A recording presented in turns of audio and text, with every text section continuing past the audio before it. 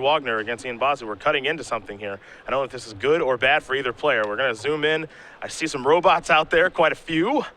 Signal Pest among them, also a copy of Mem Knight. I'm searching for a cranial plating. Okay. All right, off the top of the deck. Sure, that's not a bad place for that. Seeing if there's any way these creatures were going to get a little bit bigger.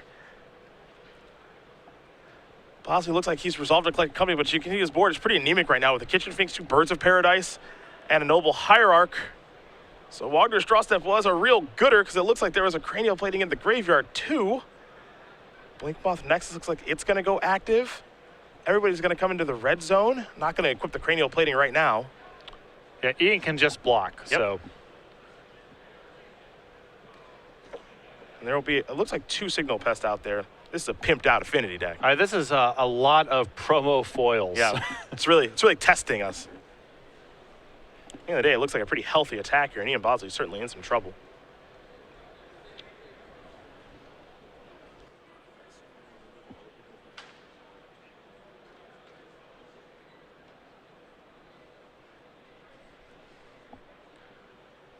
So, yeah, I guess Ian just needs to leave as much of his board intact here as possible to either assemble the combo or be able to court for something big. Not a lot to be gained by chump blocking at that stage. There's an Anafenza Kintree Spirit. Is there a Viscera Seer here? Maybe a Court of Calling.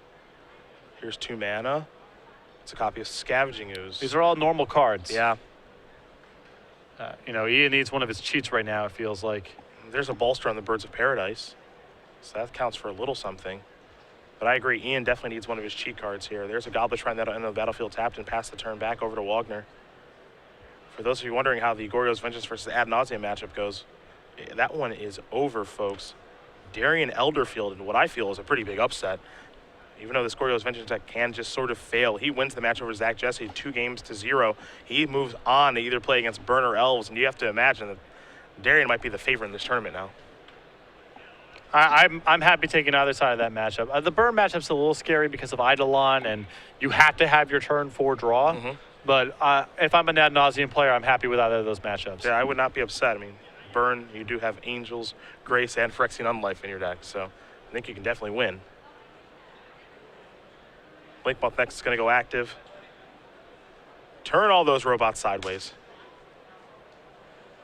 Saw Cranial Plating get equipped to Ornithopter.